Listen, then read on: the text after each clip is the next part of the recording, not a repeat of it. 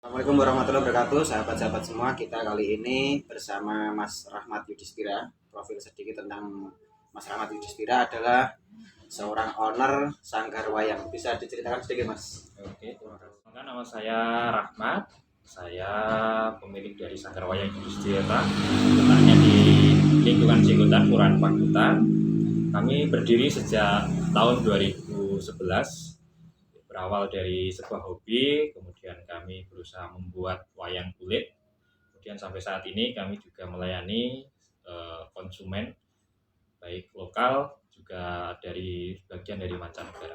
Gitu. Oke, terima kasih. Untuk kita biar bisa mengakses, Mas, ada Instagram atau webnya gitu. Untuk penjualan kami Ya. baik dari kontak person WA, kemudian paling banyak dari WA-nya Instagram. ya. Instagram nanti Yudhistira Rahmat atau Sanggar Wayang Yudhistira, Sanggar _wayang _Yudhistira, kemudian dari Facebook Rahmat Yudhistira. Siap. Buat teman-teman yang hobi wayang, kolektor wayang, silahkan nanti kunjungi ke laman berikut. Oke, Mas Rahmat. Sekarang pertanyaannya dasar dulu. Kenapa sih Mas Rahmat itu kan tergolong di usia milenial ya, tapi kok suka wayang gitu? Saya suka wayang itu sebenarnya dari sejak kecil ya. Dari keluarga kami sebenarnya tidak ada keturunan darah seniman, tidak ada sama sekali, tapi dari kacamata yang saya lihat dari turun temurun itu keluarga saya baik dari dari zaman dahulu ada yang sebagian pasti ada yang suka wayang dan termasuk saya ini, kemudian ponakan saya juga ada, tapi tidak semua dari keluarga saya itu suka wayang. Jadi kemungkinan dari sejak sananya saya sudah suka wayang gitu, Mas. Oh ya. Terus berawal dari hobi tersebut ya, ada circle keluarga yang suka wayang. Nah, ini berujung menjadi bisnis gitu ya, Mas? Ya, dari hobi kemudian Merambah ke iseng-iseng bisnis. menjadi usaha yang kita geluti. Nah, eh, gimana ya untuk menjadi bisnis itu baik dan buruknya itu apa, Mas? Di Untuk wayang. baik dan buruknya, untuk apalagi di masa pandemi ini, terutama wayang sendiri adalah kebutuhan yang bukan kebutuhan primer tapi kebutuhan tersier, yang artinya itu kebutuhan yang tidak harus dipenuhi. Maka kita di masa pandemi ini sangat sulit sekali untuk penjualannya, tapi kita harus inovasi bagaimana wayang ini bisa jalan biarpun di masa pandemi. Terus bagaimana kita cara penjualannya, marketingnya di masa pandemi juga kita harus berusaha gimana ya, mensiasati bagaimana kita bisa melakukan penjualan gitu. Oke. Kalau dari harga sendiri, Mas, mulai dari yang paling premier sampai yang paling eksekutif. Untuk harga sendiri kita mulai dari harga sekitar 1 juta, itu tergantung tokohnya, tokoh yang kecil seperti tokoh Bambangan, Abimanyu, Nusanggeni, seperti itu kan kecil, itu dimulai dari harga 1 juta. Kemudian sampai sekitar 5 jutaan tergantung wayang itu grenjeng atau produk emas gitu, Mas. Oh, berarti ada spesifikasinya sendiri-sendiri ya? Ada yang cuma terbuat dari grenjeng, kemudian ada yang terbuat dari produk emas asli kadar 24 karat, 22 karat, dengan kadar emas 99%, 98% itu termasuk harganya sangat menentukan. Oke. Bagi pemula, Mas, misalnya seperti saya kan masih awam ya tentang dunia perwayangan. Apakah yang menjadi stimulus biar kita itu sebagai anak-anak muda juga bisa suka seperti Mas Rahmat ini di dunia wayang gitu? Sebenarnya Stimulusnya apa?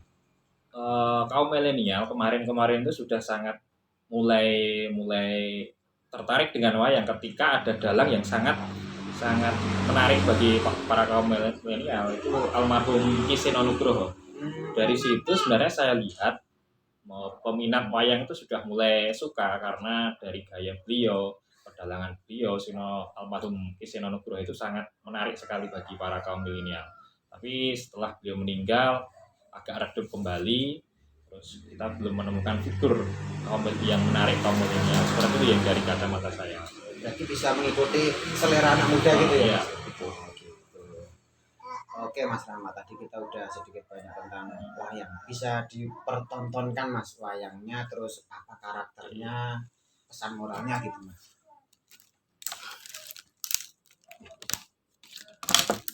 Pertama, Iya, ini tokoh yang saya pegang namanya Werkudara. Werkudara. Nama lainnya? Werkudara Bima Bimo. atau masa mudanya juga Bratasena. Ini adalah salah satu tokoh dari Pandawa 5 seperti yang ada di gambar saya ini. Karakternya Mas? Karakter dari Bima sendiri adalah seorang yang sangat teguh, kuat pendirian. Terus secara bahasa memang dia tidak bisa boso atau dosa halus. Ngoko ya Mas? Ya, ngoko. Tapi dari Pandawa 5 sendiri itu Werkudara adalah tokoh dalam kasana filsafat atau tasawuf. Dia yang hanya bisa bertemu dengan Tuhannya. Kenapa dia bisa? Ya nanti kita bisa perdalam lebih jauh tentang dari tokoh Werkudara itu. Seperti yang ada di gambar saya ini adalah sama dari tokoh ini Werkudara. Ini adalah lakon dari Pandu Swarga. Pandu Swarga ini ayah dan ibu tirinya itu Pandu dan Dewi Madrim. Ini Werkudara ini ceritanya nyuargake wong tuane atau mendoakan tirakat karena dari perbuatan orang tuanya ini harus ada di kawah Candradwipa atau istilahnya ada di neraka, tapi anaknya bagaimana berusaha untuk menyuargakan orang tuanya seperti itu. Pandu Swarga kalau dalam background saya ini. Oke, berarti ini lukisannya adalah Pandu Swarga, lakon Pandu Swarga. Oke, buat teman-teman nanti bisa tambah wawasan, kalian explore lagi. Ada tokoh yang lain Mas? Oke, kali ini Werkudara, kemudian ada tokoh lain. Jangan suruh nebak ya Mas, saya jangan suruh nebak nanti. Coba Mas Elga, ini tokoh apa Mas? Krishna ya Mas? Oke, benar sekali. Wih, Krishna. mantap. Tokoh yang saya pegang ini adalah Ratu Ndorowati atau Sri Bathara Kresna. Juga titisan Dewa Wisnu. Dewa Wisnu. Sedikit cuplikan tentang Krishna Mas. Krishna itu adalah kusiri Pandhawa atau seorang penasihat Pandhawa yang selalu mendampingi Pandhawa sampai perang Bratayuda. Dia dikenal dengan seorang yang cerdik sekali, titisan Wisnu. Dia punya kelebihan bisa sebagai seorang penasihat yang bisa tahu bagaimana yang akan terjadi. Kemudian Winarah gitu ya Mas? ya, karena saking pinternya karena titisan Wisnu sebagai kedamaian, tapi biarpun dia seorang yang gimana ya pada masa hidupnya itu seorang yang terkenal cerdik pintar atau istilahnya dia seorang yang mempunyai kelebihan di dalam cara bahasane kiai lah kalau di zaman masa sekarang. Ya, Tapi ketika masa berakhirnya ketika dia mau meninggal, dia harus mengalami hal yang sangat buruk sekali. ngenes itu. Karena ketika sudah keloncatan si Wisnu, cara Wisnu, dia harus mengalami sebuah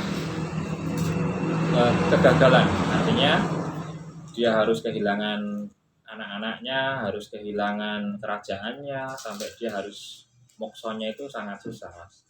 Krishna sendiri. Jadi sad ending ya Mas? Ya. Walaupun kiai tapi kasihan juga. Walaupun saat lakon sendiri Krishna itu sangat berperan, naruhnya sangat besar sekali. Siapa yang tidak kenal Krishna ibaratnya, siapa yang bisa mengalahkan dia tidak ada. Dari wibawanya. Tapi ketika lakon Pandawa Puterpuja atau Pandawa Mokso, dia tidak bisa ikut mokso bersama Pandawa. Dia harus melakoni dulu, harus menebus apa yang telah dilakukan pada masa hidupnya. Dan itu emang apa Mas? Berarti kan dia punya ada sisi lemahnya juga.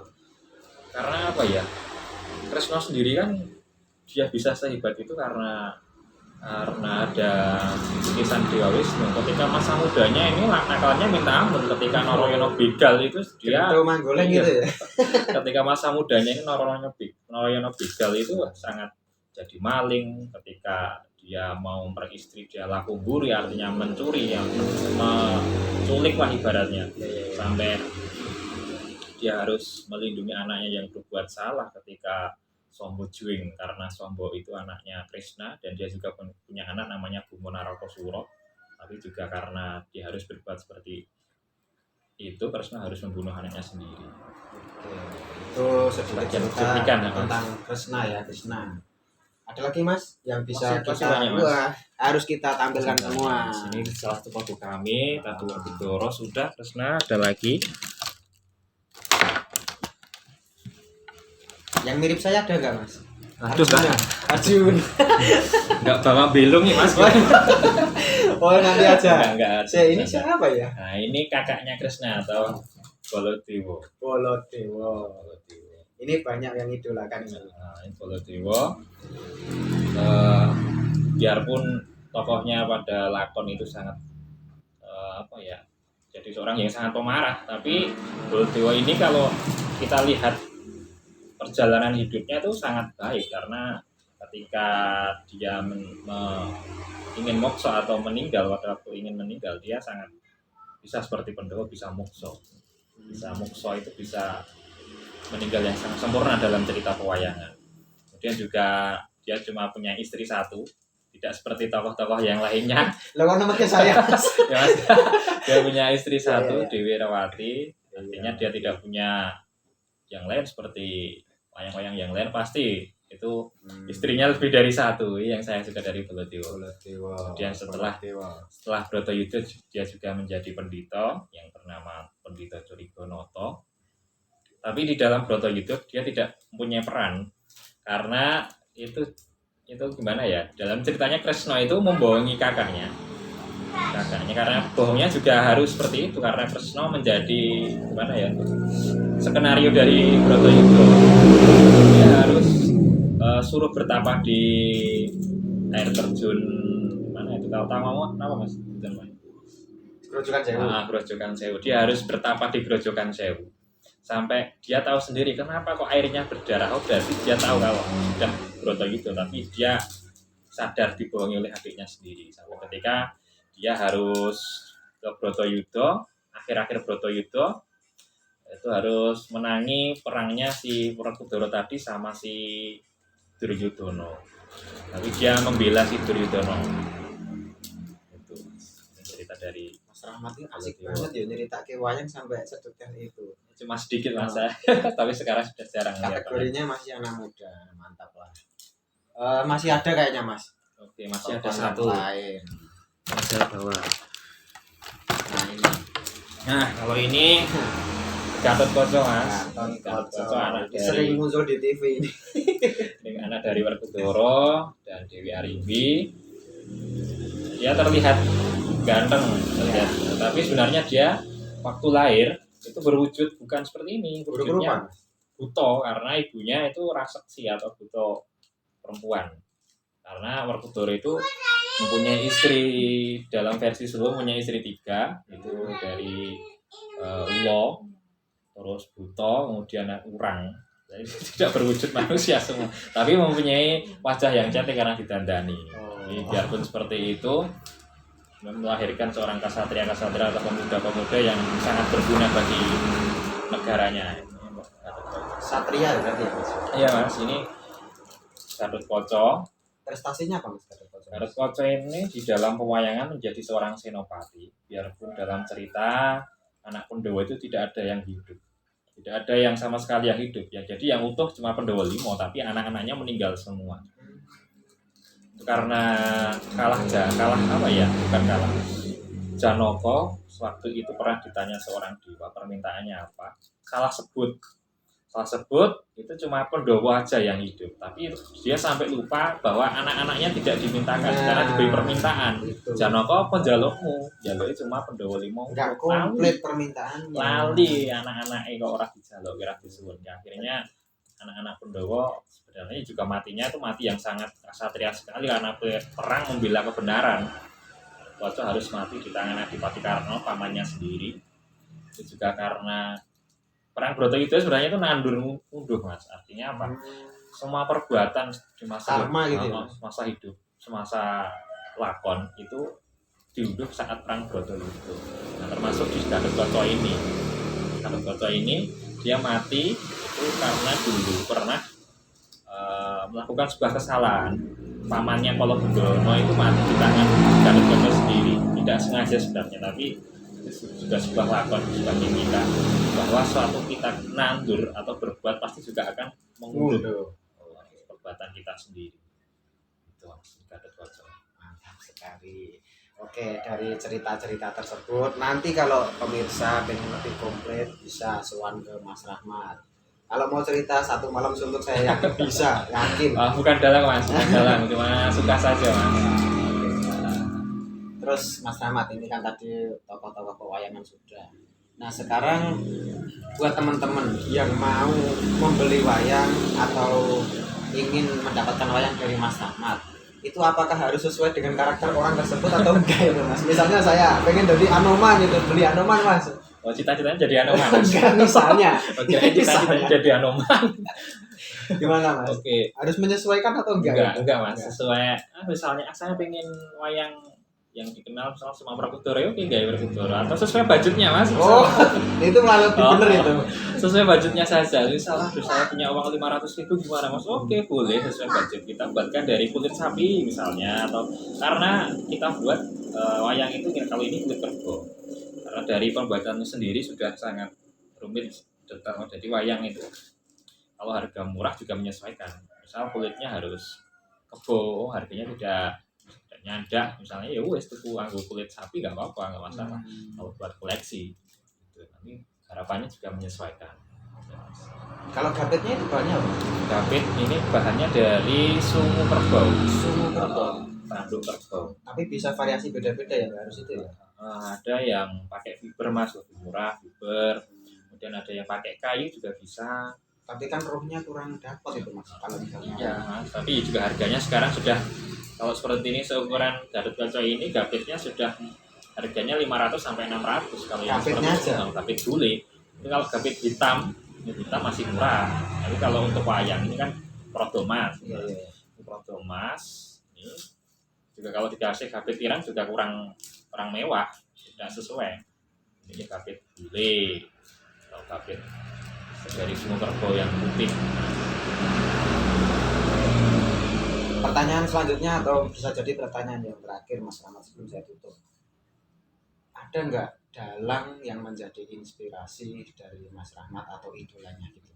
Dan dalang, apa kelebihan beliau? kalau dalang ke idola saya itu Ki Purbo Asmoro. Ibu Asmoro. Pacitan Jawa Timur ya? Iya betul sekali Pak. Dari Pacitan Jawa Timur, beliau sekarang ada di Solo, dosen diisi. Kenapa saya suka Ki Purbo Asmoro? Karena Ki Purbo Asmoro sendiri kalau saya lihat lakonnya dari pakelirannya itu saya benar-benar bisa masuk dalam ceritanya. Beliau sangat paham sakit, dari lakonnya itu sangat menjiwai, filsafatnya dapat, bagus sekali kalau menurut saya. Jadi benar-benar tontonan dan tuntunan kalau saya lihat di Purbo Asmoro, tidak hanya sekedar entertainment atau hiburan. Ketika saya melihat itu ada pesan moralnya dapat, ceritanya dapat, guyonnya dapat.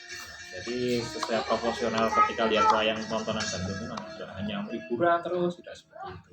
Jadi kita bisa melihat wayang kemudian dapat apa yang dipesankan oleh dalang itu sendiri. Di Purbo Asmoro SKRM. Oke, bisa nanti kalian cari-cari tentang biografi idolanya Mas Rahmat. Terakhir Mas, kata-kata buat pemirsa mengenai dunia perwayangan. Oke, untuk pesan saya sebagai orang yang suka wayang kepada para pemuda, ini adalah budaya kita, ini adalah kesenian kita sendiri. Kita harus benar-benar merawat, sukai, karena apa? Wayang sendiri itu sudah diakui dunia. Wayang sudah diakui oleh UNESCO sebagai warisan budaya dunia. Setiap tanggal 7 November itu sebagai hari wayang. Artinya apa? Ini sudah mendunia Mas. Patut bangga karena wayang sendiri adalah kebudayaan yang tidak ada duanya. Di situ ada seni rupa, ada seni musik, berbagai macam seni itu ada di pewayangan. Kemudian dari ceritanya sendiri itu sangat mempunyai syarat akan makna. Dari situ kita bisa belajar apapun dari wayang. Jadi pesan saya bagi para pemuda, mari kita sukai wayang, mari kita cintai wayang, biarpun belum memiliki wayang, tapi kita mempunyai niat untuk melestarikan budaya tersebut Mas. Oke, terima kasih Mas Rahmat. Kita cintai wayang, kita lestarikan budaya perwayangan. Sekian, assalamualaikum warahmatullahi wabarakatuh.